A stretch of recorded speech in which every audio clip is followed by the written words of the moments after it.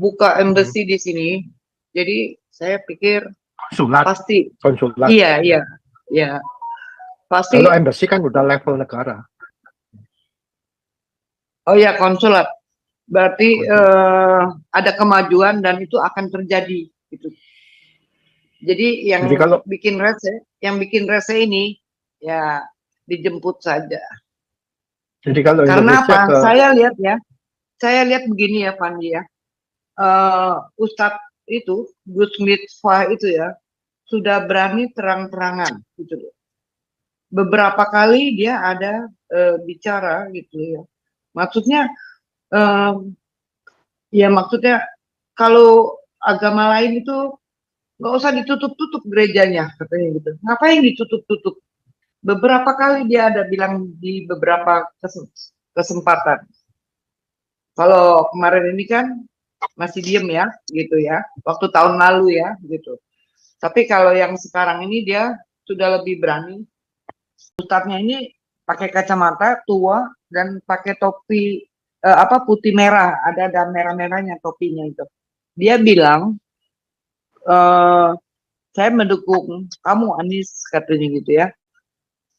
Tapi kalau kamu kalah, siap-siap ya, kamu pulang ke Yaman katanya gitu. Gitu katanya.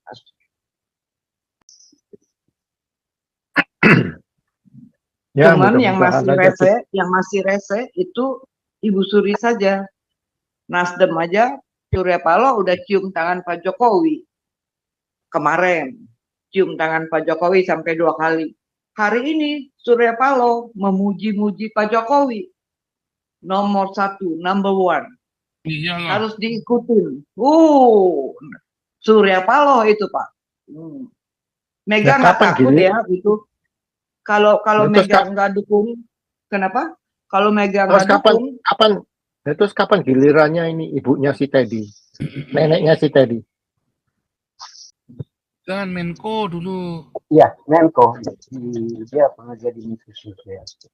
Nah, ini kalau dia jadikan menteri lagi, saya rasa Megawati luluh hatinya kok. Kalau Ganjar itu kan yang Megawati nggak suka sama Ganjar sebetulnya, ya. Iya, itu, iya Pak. Dulu itu kalau nggak salah Megawati Ganjar itu tuh udah masuk otak itu.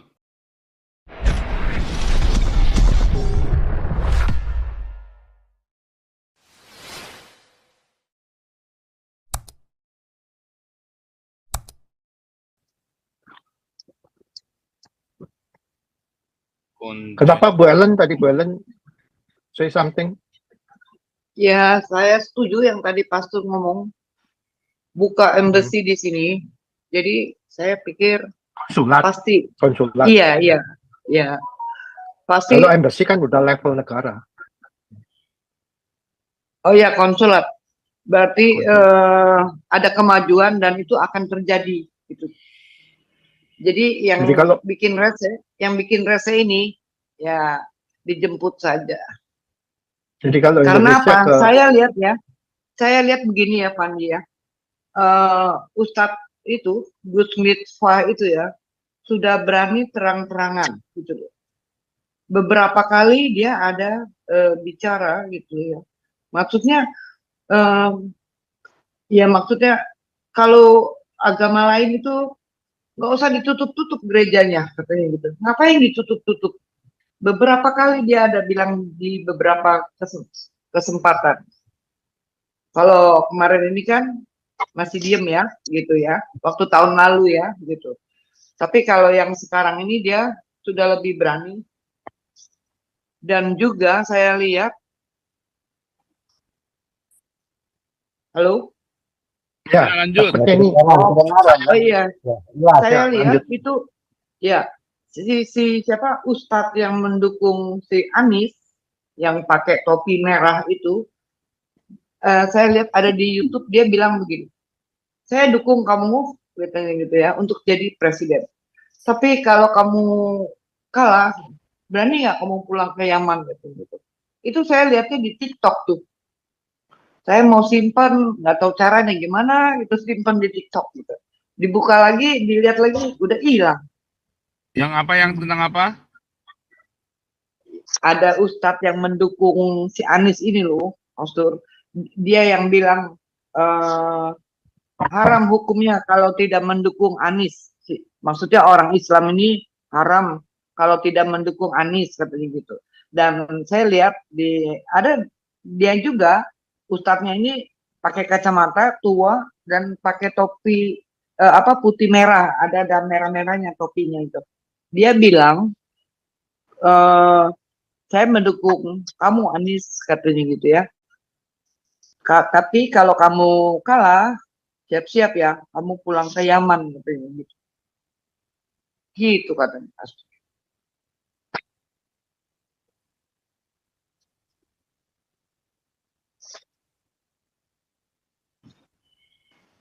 Ya mudah-mudahan tetap banyak ustadz-ustadz yang melek matanya lah. Ya banyak. Itu harapan kita. Tapi si Miftah kan udah di Prabowo, kubu Prabowo kan memang. Iya, makanya dia berani ngomong sekarang gitu loh. Jadi orang-orang yang nyalinya ciut itu serentak jadi punya nyali gitu loh. Nggak tahu dari mana gitu loh. Itu gitu. Dan yang tadi ngomong-ngomong soal pertanian itu Prabowo sudah bangun 60 titik air sumur gitu di daerah NTT dan di Jogja yang daerah Tandus itu 60 titik air loh. Iya. Sudah diresmikan itu. Ya yang dia mandi. Nah, itu untuk persiapan tuh Pastor ya gitu. Mungkin ya benar ya duitnya nggak berseri ya gitu. Jadi sekali gebrak ini nanti begitu pelantikan gitu. Ya, cuman yang masih rese itu Ibu Suri saja. Nasdem aja Surya Paloh udah cium tangan Pak Jokowi kemarin, cium tangan Pak Jokowi sampai 2 kali. Hari ini Surya Paloh memuji-muji Pak Jokowi, nomor 1, number 1. Iyalah. Harus diikutin. Surya Paloh itu Pak. Mega nggak takut ya itu. Kalau Mega nggak dukung, kenapa? Kalau Mega nggak dukung, terus kapan gilirannya ini ibunya si Teddy, neneknya si Teddy? Oh iya, nggak tahu tuh. Gitu. Masih ini ya, Jumawa ya. Gitu. Masih gengsi lah Bu, ya gengsi. Iya. Ya saya kira kalau anaknya tetap jadi menteri, tetap luluh lah. Tetap luluh, saya yakin.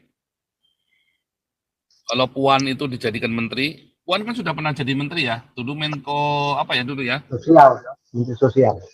Menteri Sosial. Ya. Kan Menko dulu. Iya, Menko. Dia pernah jadi Menteri Sosial. Nah ini kalau dia jadikan menteri lagi, saya rasa Megawati luluh hatinya kok. Kalau Ganjar itu kan yang Megawati nggak suka sama Ganjar sebetulnya, ya. Iya, itu, iya Pak. Dulu itu kalau nggak salah Megawati Ganjar itu tuh udah masuk otak itu, ya.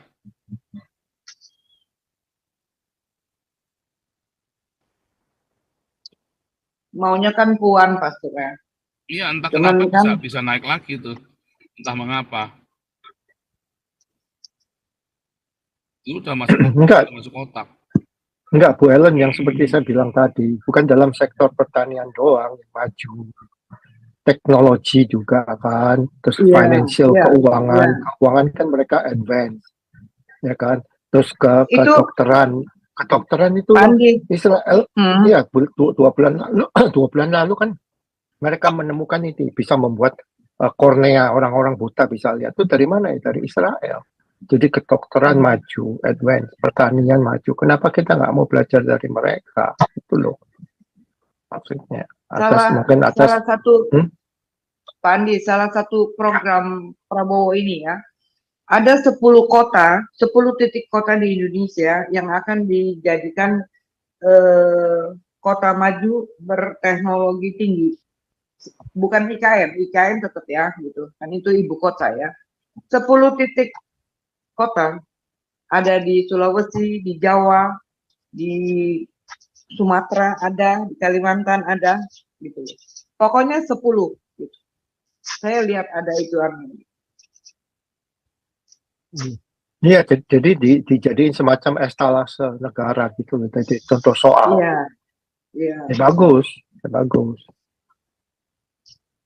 Ya itu ini jadi dia mulai dengan melawan stunting, kasih makan gratis aja udah ribut seluruh dunia. Tweetnya dari mana, serangan kanan kiri. Jalanin aja. Jadi kalau anak di sekolah dikasih makan free kan banyak orang anak-anak yang nggak mau sekolah jadi ikut sekolah gara-gara makan kan. Jadi itu ada baik. Ellen, Pak Andi, saya punya asumsi. Memang benar ide-ide kita cemerlang. Benar, saya percaya. Itu pikiran kita. 10 tahun lalu, 20 tahun lalu sudah orang berpikir seperti itu. Cuma kita ini sudah celaka negara kita. Kita mau kasih pendidikan apapun. Kenapa saya ulang? Asumsi saya ulang-ulang. Negara kita tidak akan maju karena ada yang rusak di negara kita. Paradigma yang salah di negara kita. Kenapa saya mau mengatakan? Saya hidup dari Orde Baru, belajar ya pengalaman, dididik bagaimana mau dari negara pertanian mau ke negara industri. Diajarkan Repelita 1 ini, Repelita 2 ini, Repelita ini, swasembada beras. Kan negara kita sampai saya tinggalkan udah 30-40 tahun begitu aja, stucknya. Bagus kita bicara positif tadi. Oh ini titik-titik ini benar. Semua benar, nggak ada salah. Cuma pemahaman saya ada di sistem negara kita yang rusak dan tidak bisa diatur dan tidak bisa dirubah. Kecuali paradigma itu dirubah. Coba saya taruhan, mau dia Prabowo jadi presiden, negara kita tidak akan bersaing nomor 1 di tingkat ASEAN. Cuman itu aja pemahaman asumsi saya. Benar kita pemikiran butuh kita waktu dong, Pak Teddy. Kalau soal ya, saya positif dari dulu. Tapi ada yang rusak di negara kita, kecuali ada yang dasar itu yang dia harus berubah. Mungkin ada tanya apa dasarnya? Saya bilang, pisahkan dulu itu agama itu di dalam negara. Sebenarnya ya negara kita maju. Kan perhitungan negara kan kita masalah. Kalau kita bicara bank lah, contohlah bicara bank ya, kalau Pak Paul tahu hasilnya kan rugi laba kan begitu. Begitu juga di RAPBN diakhiri dengan untung rugi. Sekarang ceritanya negara kita lagi kaya, tapi kerugiannya di mana gitu? Ketahuan itu uangnya kemana gitu? Ke agama gitu. Itu yang rusak, itu yang harus direstrukturisasi kembali gitu. Kalau negara ingin maju. Karena negara kita uangnya cuma dihambur-hamburkan ke situ yang tidak produktif. Nah ini yang saya sampaikan lagi. Makanya tadi kan kita bisa berharap. Ya kalau berharap boleh. Iya kan, Pandi ini saya khotbah di KJRI, Konsulat Jenderal RI di Hong Kong ini. Jadi bukan kedutaan tapi KJRI Pak, sana Pak, konjen Pak. Ya. Konsulat Jenderal Republik Indonesia. Jadi Israel bisa bikin konjen di Indonesia. Belum, jangan kedutaan dulu, konjen dulu, bikin konsulat jenderal. Soalnya kedutaan tetap di Singapura. Pak. Kedutaannya di Singapura. Oh. Dia bisa bikin konjen. Misalnya di saya ya, di Belanda itu bukan kedutaan Israel loh Pak. Di Belanda itu konjen loh Pak. Israel itu. Di Israel itu konjen. Kedutaannya ada di Berlin Pak. Aneh kan? Nah di Berlin ada kedutaan, di Frankfurt ada konjen, sama di kemarin tuh ya di Frankfurt, di Belgia itu konjen, di Den Haag itu konjen. Ya, konsulat jenderal. Indonesia kan ada konjen Israel, tapi dia tidak boleh di Israel, di Palestina. Indonesia ada. Di Palestina. Ya, Palestina beda. Nah, Israel maunya dia, Pak. Makanya saya bilang. Iya, maunya di kotanya gitu. Iya, benar. Cuma intermes lagi benar. Tapi ada gitu. Ini waktu saya khotbah di depan ini ya, apa?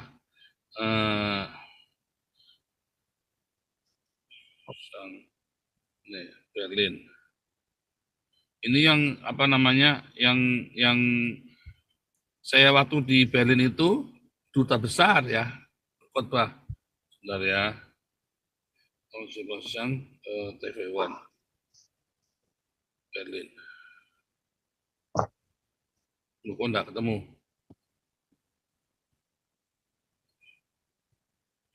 Jadi waktu TV One itu ngambil fotonya saya itu foto saya lagi khotbah di depan kedutaan Indonesia di Berlin.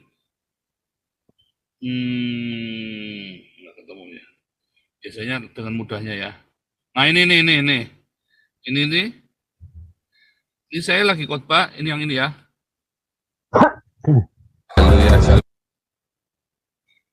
Nah ini tadi ya. Nah, ini duta besar duduk di depan saya khotbahin itu Ugroseno itu itu ya. Sangar ya di depan matanya, di depan matanya Dubes ya. Saya khotbahin kecolongan dia. Aduh, di sana pakai jas Pak Pol, di sini pakai t-shirt. Gimana sih Pak Pol? Tadi waktu saya di Hongkong cuma pakai batik. Saya itu di Indonesia khotbah selalu pakai batik, Pak. Nggak suka pakai jas, panas banget kan. Ini kan lagi musim dingin ini Pak, pakai jas Pak. Dalamnya saya itu masih pakai long john juga, lupa itu tadi. Dalamnya baju ini masih pakai long john. Enggak, ini ada Pak Paul, ada Windan yang katanya pengen ngomong.